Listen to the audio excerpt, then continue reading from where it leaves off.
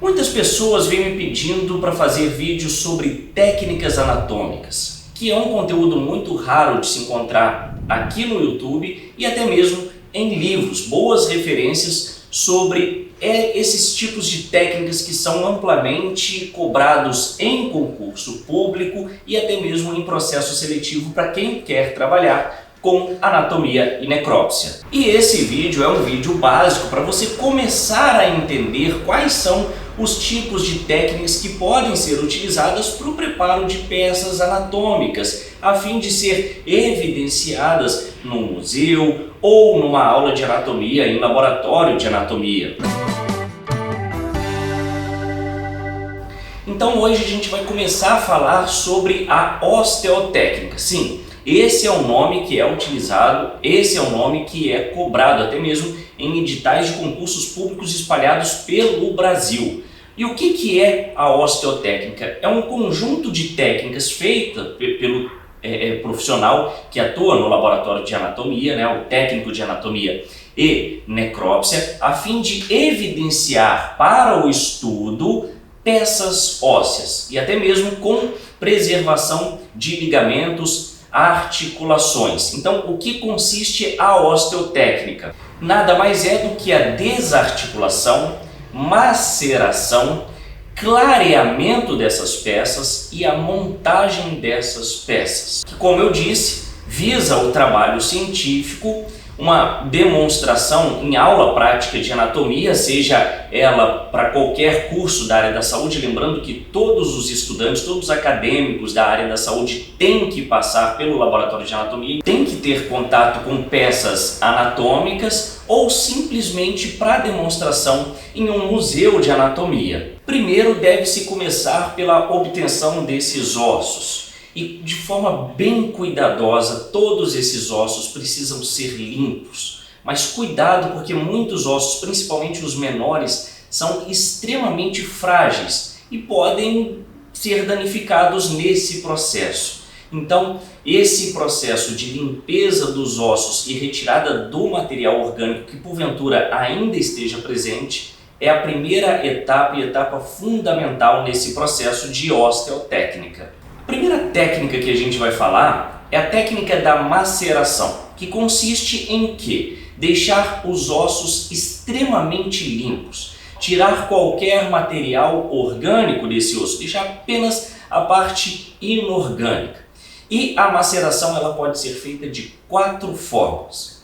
Ela pode ser feita em água corrente, a maceração ela pode ser feita de forma química, enzimática e até mesmo com insetos. Dessas 4 técnicas, a técnica mais empregada atualmente é a maceração por água corrente, que pode ser feito tanto por água quente ou água fria. Já a maceração química, ela não é utilizada em grandes ossos, ela é utilizada em estruturas bem menores. E na maioria das vezes é utilizada uma solução de hipoclorito de sódio de 1 a 2% para a realização dessa maceração. Já a maceração química, ela não é utilizada em grandes ossos, mas em estruturas ósseas menores. E para a utilização desse tipo de maceração, usa-se geralmente o hipoclorito de sódio de 1 a 2% de concentração. Outro método utilizado é a maceração enzimática, que é utilizado em peças ainda menores que a anterior, peças ainda mais delicadas. E anota aí, geralmente é utilizado a tripsina a 1% de concentração associado ao bicarbonato de sódio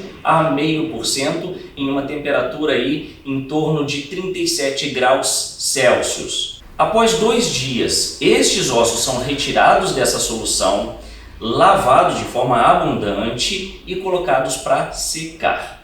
Para quem gosta de entomologia, também pode-se utilizar insetos ou larvas para fazer a maceração. Então, utiliza-se artrópodes para esse processo. Mas qual que é o grande problema disso? É um processo muito demorado. Demora mais de 2 meses para que ele se resolva por completo. E após esse processo, esses ossos são lavados com amônia de uso doméstico, com uma concentração de 25 a 50%. E após todos esses processos, independente de qual maceração você optou por fazer ou que foi cobrado aí na pergunta do concurso público, se esses ossos estiverem escurecidos, mais escuros, e você precisar fazer um clareamento, você pode utilizar a própria amônia para esse clareamento ou a água oxigenada, o peróxido de hidrogênio, entre 10 e 20 volumes, que é o recomendado. E após esse clareamento, esses ossos eles devem ser lavados e colocados para secar, preferencialmente no sol. Colocar para secar no sol ajuda também, otimiza mais ainda esse processo de clareamento. Uma outra técnica muito interessante é a técnica chamada de diafanização, que deixa o osso com aspecto transparente, translúcido. Então você consegue ver por transparência esse tecido ósseo. E para chegar a esse resultado de diafanização, você precisa passar por 4 etapas: fixação, coloração, clareamento e conservação. Após terminado todo esse processo, a peça ela pode ficar exposta em um museu para contemplação ou simplesmente para melhor ser analisada devido à transparência desse tecido ósseo. Outra técnica que a gente não pode deixar de falar é a técnica da parafinação, ou seja, utilizar a parafina com o objetivo de conservar melhor o osso, constituindo em sua superfície uma camada protetora, aumentando assim a sua consistência. Os ossos devem ser mergulhados em uma bacia contendo parafina por 4 horas e após esse tempo eles devem ser secos em uma estufa. E essa substância ela tem um grande poder de penetração nos ossos, aumentando assim a sua resistência. E antes da gente dar continuidade nessa aula sobre osteotécnicas, eu quero indicar para vocês esse vídeo aqui que fala sobre os instrumentais de necrópsia, que é extremamente importante e cai muito em concurso público. Então assim que você terminar esse vídeo, assista esse outro vídeo. E no mais, esse canal ele tem muita discussão de questões, que é a maneira mais eficiente para você aprender determinado assunto. Eu trago uma questão para você, a gente comenta sobre essa questão e você desenvolve e vê se acertou. Então assim, para não perder nenhum vídeo, se inscreva no canal, ative as notificações para você sempre receber o vídeo desse canal Anatomia e Necrópsia com Maxwell Almeida. E uma outra técnica que cai também em concurso público é a técnica da inchação de sementes, que ela é utilizada para desarticular os ossos do crânio. Lembrando que o crânio ele é dividido em 14 ossos do víscero-crânio, que são os ossos da face, e 8 ossos do neurocrânio. Então, esses 14 ossos e esses 8 ossos, total de 22 ossos, podem ser desarticulados dessa forma. O que a gente utiliza? Sementes. Que tipo de semente? Geralmente o milho. Então a gente faz o seguinte, a gente pega o milho, introduz no crânio através do forame magno e lacra esse forame magno. E aí o que a gente faz? Submerge esse crânio em água. E o que vai acontecer? O milho, a semente, ela vai inchar. E nesse processo de inchação das sementes, os ossos do crânio, que são separados por articulações denominadas de sutura, essa sutura, devido à inchação do milho, elas vão se desarticular e separar os ossos do crânio. Então é uma técnica muito eficaz e muito utilizada. Mas uma observação importante é que o crânio seja de um adulto jovem. A literatura diz que um crânio de até 25 anos de idade é o ideal, que não tem iniciado ainda o processo de sinostose, que é aquela calcificação das suturas cranianas e desaparecimento ao longo do tempo. Então, se você quiser fazer isso, por exemplo, num crânio de idoso, não será possível. Então, essa técnica ela é muito eficaz, sim, mas no crânio de um adulto jovem.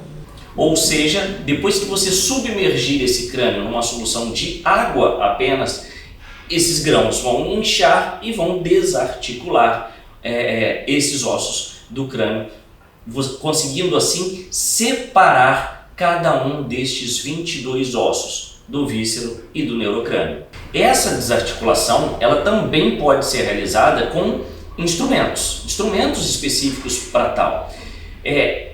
Você utilizando um pequeno cabo de madeira com a ponta cilíndrica, introduzindo através do forame magno e dando pequenos golpes nas suturas, é possível que você consiga também desarticular.